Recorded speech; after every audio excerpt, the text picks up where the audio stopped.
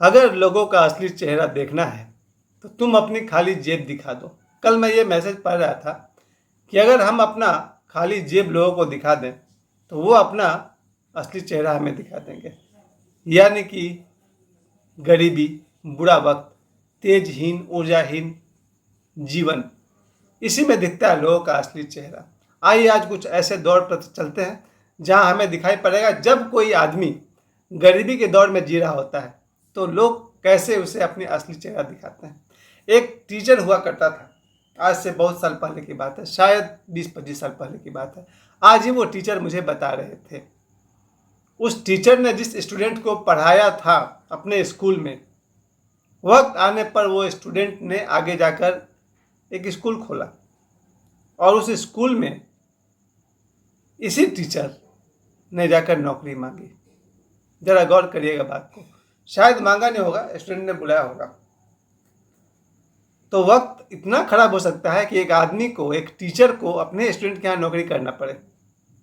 जी हाँ, वक्त इतना खराब आ गया कि जिस टीचर ने अपने स्टूडेंट को पढ़ाया था वही स्टूडेंट आगे जाकर स्कूल खोला और इस टीचर ने उसी के पास नौकरी की।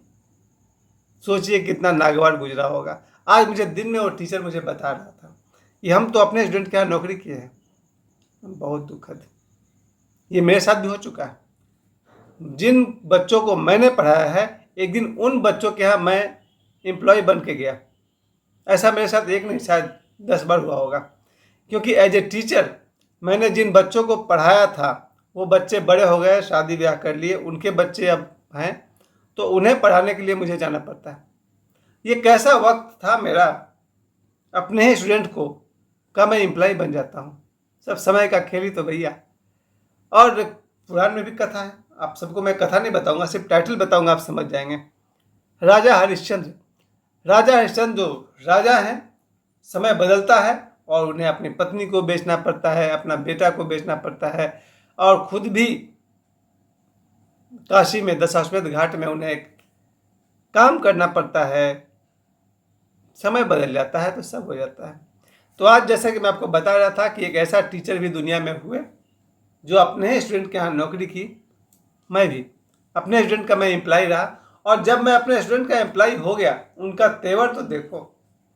वो लोग भूल जाते हैं कि सरोज पांडे कभी मेरा टीचर था। अब उसे दिखता है ये मेरा स्टाफ है। उसके बच्चे को पढ़ाइए, हिसाब दीजिए, तमीज़ से बैठिए, तरीक़ा से बैठिए। और हर महीना एक गधे ने तो हमसे ये भी कहा था कि ठीक है आप मेरे बच्चे को ट्यूशन पढ़ाइए, लेकिन हम हर शनिवार को आपका टेस्ट लेंगे। अब पागल हो गया, तुम मेरा टेस्ट लेगा? वो याद है, लोधना का आदमी रहा होगा। बोला सर आप मेरे बच्चे को पढ़ा रहे हैं लेकिन पहले हम आपका टेस्ट लेंगे। और दिमाग मेरा गर्म हो गया था, तुम मेरा टेस्ट लेगा? चलो ठीक है। समय का खेल था, उसने बोला, मैंने सुना। और दूसरा समय का खेल था कि जिन बच्चों को मैंने पढ़ाया है उनके बच्चों को मैंने पढ़ाया है, मुझे उनका एम्प्लॉय बनना पड़ा। समय का खेल है भैया। समय जब गड़बड़ाता है तो ऐसा ही होता है। और जैसा कि हमने कहा कि खाली जेब दिखा दो, लोग अपना असली चेहरा दिखा देंगे। ये बहुत बड़ी सच्चाई है। अगर कोई आदमी ओजहीन हो, तेजहीन हो, ऊर्जाहीन हो, आप इन तीनों वर्ड का अर्थ नहीं समझ पाइएगा और मैं वीडियो पर समझा भी नहीं पाऊंगा। फिर से कह रहा हूं, अगर आप ओजहीन हैं, तेजहीन हैं, ऊर्जाहीन हैं, तो फिर पूरी दुनिया आपको मसल कर रख देगी, कुचल कर रख देगी। कैसे होता है एक आदमी ओजहीन, तेजहीन, ऊर्जाहीन, वो आज के वीडियो का विषय नहीं है। पर इन तीनों का परिणाम होता है गरीबी। अगर कोई आदमी ओजहीन हो, तेजहीन हो, ऊर्जाहीन हो, तो वो बन जाता है गरीब। और गरीब आदमी के साथ कैसे कैसे खेल खेले जाते हैं आप सब अपनी आंखों से देखे होंगे और मैंने अपने जीवन में देखा है। बहुत कम उम्र से, लगभग 15-16 साल का तो होते होते लोगों ने गेम खेलना शुरू कर दिया था मेरे साथ। पता चलता था कि कैसे किसी के पास अगर पैसे ना हो तो पैसे वाले उसके साथ कैसा मिसबिहेव करते हैं। ज़्यादा पता चला जब तक मैं कॉलेज लाइफ में था नहीं पता चला। कॉलेज लाइफ तक मेरे सारे रिलेटिव्स, पता है मेरे कितने रिश्तेदार रहे होंगे उस ज़माने में, मेरे अपने 50 से ज़्यादा। आज मेरे पास 100 से अधिक रिश्तेदार हैं। अगर मैं अपने ख़ानदान की बात करूँ तो 32, बाकी सब बहन, बहनोई, मामा, चाचा, फूफा, मौसा मौसी सबको मैं जोड़ दूँ तो मोर देन 100 लोग मेरे रिश्तेदार हैं। पर जब मैं अपने वीडियोज को देखता हूँ तो कितने लोग लाइक करते हैं? 3 या 4। ये है जेब खाली हो तो लोगों का असली चेहरा।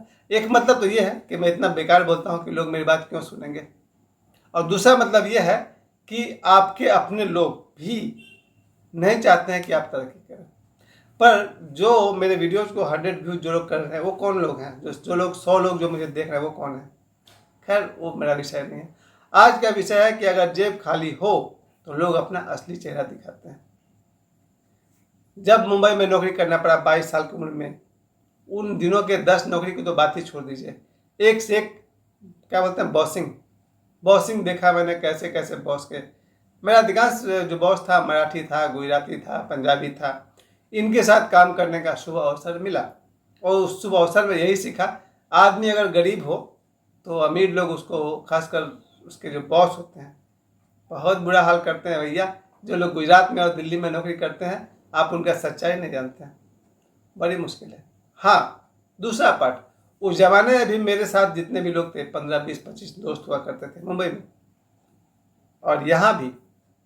फिर मेरे जीवन में यहाँ पाथरडी में ऐसे ऐसे लोग जिनका मेरे सामने मुंह नहीं खुलना चाहिए, मुंह खुला।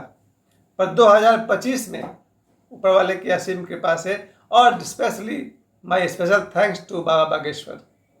बाबा बागेश्वर का विशेष धन्यवाद, जिनके पास जब मैं 4 जुलाई 2024 को गया, उनसे जब मैं आशीर्वाद लेकर लौटा, उसके बाद मैंने पहला काम ये किया कि 2025 में मैंने एक एक आदमी को जिससे मुझे प्रॉब्लम था साइड कर दिया। मुझे याद है 1 जनवरी 2025 से लेकर के आज 7 अप्रैल 2025 तक जिन लोगों से भी मुझे प्रॉब्लम हुआ है, I have put them aside. उनको मैंने साइड किया कि भैया जरा बाजू में खड़े हो जाओ, तुमसे बाद में निपटेंगे। बाबा बागेश्वर के पास जाकर मुझे मिला तेज, ऊर्जा, ओज क्या होता है। बाबा बागेश्वर ने मुझे समझाया। कोई भी आदमी आपको 2 रोटी दे सकता है, 2 लाख रुपए दे सकता है, पर ओज, तेज और ऊर्जा क्या होता है नहीं बता सकता। ये सिर्फ सदगुरु ही बताएगा। बाबा बागेश्वर से मैंने सीखा कैसे बढ़ता है आदमी के अंदर तेज, कैसे होता है आदमी के पास ऊर्जा का पुल, बाढ़। ओज क्या होता है? जिसमें ओज, तेज और ऊर्जा नहीं है, उसको जिंदगी में कोई नहीं पूछेगा। बाबा बागेश्वर का धन्यवाद कि वहाँ से लौटने के बाद मुझे इन 3 चीज़ों की संपदा मिली। ओज क्या होता है, तेज क्या होता है, ऊर्जा क्या होता है। उसके बाद 2025 में मैंने 1 तारीख से हमने कटनी छटनी शुरू की।